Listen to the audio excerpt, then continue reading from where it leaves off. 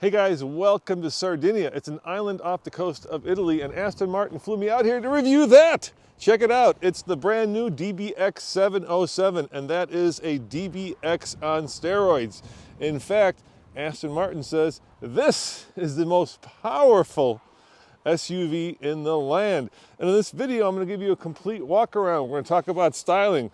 This wide lens on this camera makes it look like a giant Maud shark. We're going to go under the hood. We're going to sit inside the car. We're going to look in the back to make sure that this is an Aston Martin for you and your family. But let's start where we always start, which is styling. I mean, look at this thing. Like I said, it's a DBX on steroids. Look at that aggressive rear spoiler, 4 exhaust outlets. Look at the aero on this car. It's just crazy. This car screams, I am fast, I am quick, and I am serious about taking you and your family on vacation on the Autobahn or on the back roads in the fastest, most quick way possible. And that's because, get this, well, let's look under the hood. Under the hood is something very special. And if you're thinking, I know, it's a 4-liter V8, then you aren't wrong, because it is a 4-liter V8 that's sourced from Mercedes-Benz AMG, and it puts out almost 700 horsepower, making it, oh, let me open this up, one of the most powerful SUVs you can buy. So of course it's a 4-liter twin-turbo V8, hand-built in Great Britain, and final inspection by Lewis Jones. Thank you, Mr. Jones, for inspecting this engine. And what makes it special is, of course, that it has bigger turbos than the regular DBX. You can kind of see them, I think, nestled underneath there, I would guess. And of course, it has a new 9-speed automatic transmission, giving this car, like I said, almost 700 horsepower, which is more than the car that it directly competes against, which would be the Lamborghini Urus. And if you've been following what's happening, we're kind of in the middle of SUV wars, where, of course, the Porsche Cayenne Turbo S came along and supercharged the amount of power that these vehicles have. And then Lamborghini, of course, built the Urus, which captured at least 50% of its market share. And now, of course, Aston Martin with the DBX and the DBX 707 has a similar hit on its hand. People like these vast, powerful, and very sporty family haulers. So we're looking at a 0 to 60 time of about 3.1 seconds, according to Aston Martin, and a top speed of, get this, 196 miles an hour.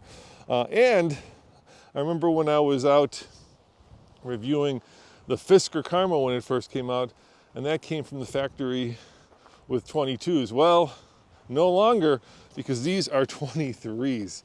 Yeah, 23-inch wheels with massive brakes. I mean, check out those brakes. If you're going to have a car that weighs, I think, almost 5,000 pounds, you're going to have some mighty big brakes to bring it to a stop. And this car certainly has them. Now, like I said, styling-wise, you know, it's very aggressive. Air intakes, air outtakes, spoilers, just, you know, all of the signs and symbols of a car that's meant to go very quickly. You know, I do like this kind of line that comes across the back that's swooping. It does make it a little bit less frumpy, but it depends on the angle when you look at this thing. Some angles the car is just really sexy and beautiful, and in other angles it's a little bit staid and frumpy. I guess it really depends on your point of view. Now, 4 exhaust outlets, and of course there's an exhaust button. And speaking of the exhaust button, let's take a look at it, because this car is all leather and carbon fiber, especially on the inside. So let's hit the start button, bring it to life, and like I was talking about, we've got the exhaust button right there, and so I don't know if you can tell, but it immediately gets more throaty. It gets a lot deeper when you hit that button. And then, of course, it's very luxurious in here, as it should be. This car cost well, starts at about $230,000 in the U.S. I like these little splashes of yellow taken right from the brakes, and of course you've got your standard amenities, including including the ability to go off-road. As you can tell, it has air suspension, so you can raise and lower this car, and there is this mode selector, which allows you to go from Sport to Sport Plus to GT to individual and terrain. Like I said, there is an off-road mode in this car, which is crazy. I think it raises at about 40 millimeters, if I recall from the engineer. Now you have things like heated and cooled seats, and the ability, unlike the regular DBX, for launch control. Yep, it has launch control. Very easy to engage. You put it in Sport Plus mode, and then you mash the brake pedal, mash the throttle, and away she'll go. Like I said, 0 to 60 in about 3.1 seconds. Now, push-button transmission. I'm not a huge fan of push-button transmission. And a relatively small screen. I mean, you can see the size of the screen compared to my hand, and it's not a touch screen, which is surprising. It's kind of the old-fashioned home button, and then you have to select what you want on this touchpad. Very previous generation Mercedes-Benz, if you recall how the Mercedes-Benz system used to work. And then over here in your center binnacle dashboard, it's not quite the typical high-resolution LED screen, but you do have all of the different information that you need according to your driving mode. So right now I guess that's terrain mode. Of course, we're here in Italy, so we're in kilometers. And then your usual assortment of buttons on the steering wheel, and of course giant paddle shifters to engage that 9-speed transmission. Is the car comfortable? I would say it is. The seats, of course, provide a little bit more lateral support, befitting a car that can do 196 miles an hour. And there is this, look at that, massive sunroof. I mean, that is really nice because it gives it a sense of airiness and openness. Overall, it's kind of an interesting blend of traditional British luxury and modern amenities.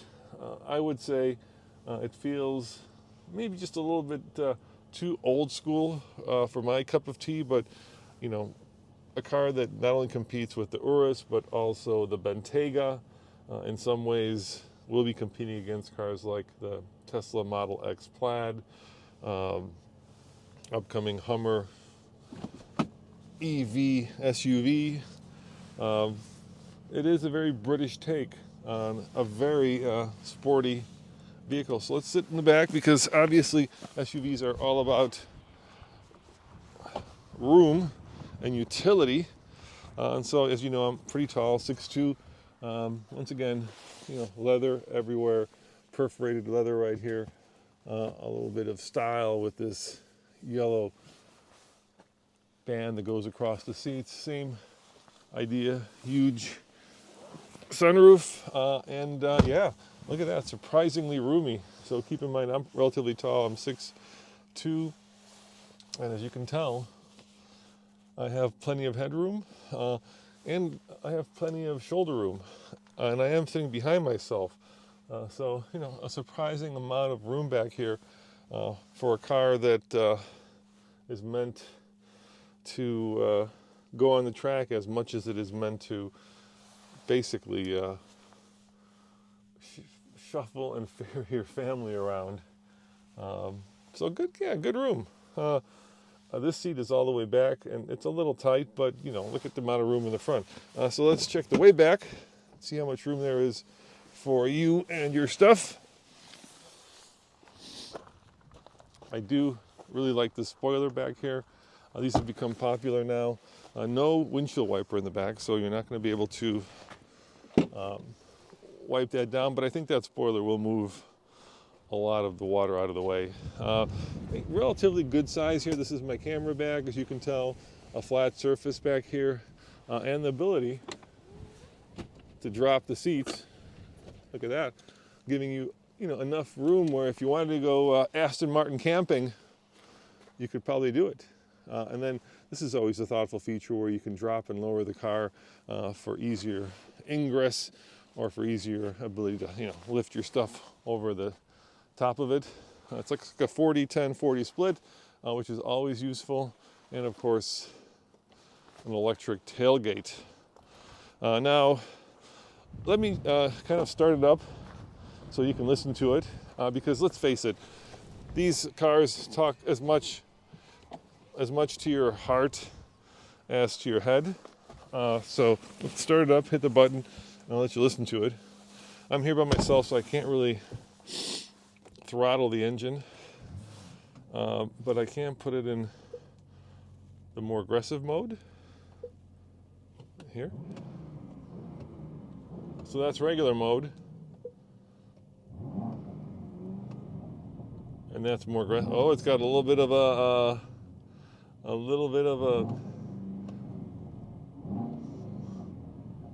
a pop and fizz and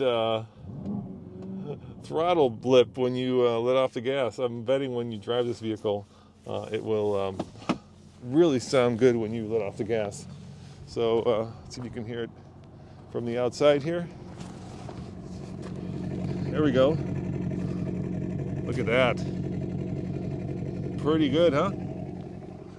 Gotta love a V8. There's just something spectacular, especially a German source V8. Now, as you know, Aston Martin and Mercedes have a partnership, so it's nice to have a little bit of German engineering mixed in with the British pizzazz and the British sense of flair, creating what I think, is a car that, if you're out there looking for something that will separate you from folks in your neighborhood, this car will certainly do it. Like I said, it competes with the Urus, the Bentayga, and now, of course, the upcoming Ferrari SUV. And it's going into production as we speak, so we're really looking at availability in the next month or two. Probably, like I said, starting price about $230,000, which may seem like a lot, but then again, how much is taking your family from 0 to 60 up to 196 miles an hour worth? I guess that is up to you. Anyway, I'm going to have a full driving review as soon as the embargo lifts, which will be a little bit later this month. So if you're interested in kind of talking about and seeing how this car drives, be sure to come back to TFL Car. But this has been your first look at the brand new Aston Martin DBX 707. Thanks for joining me, and see you guys next time. Ciao.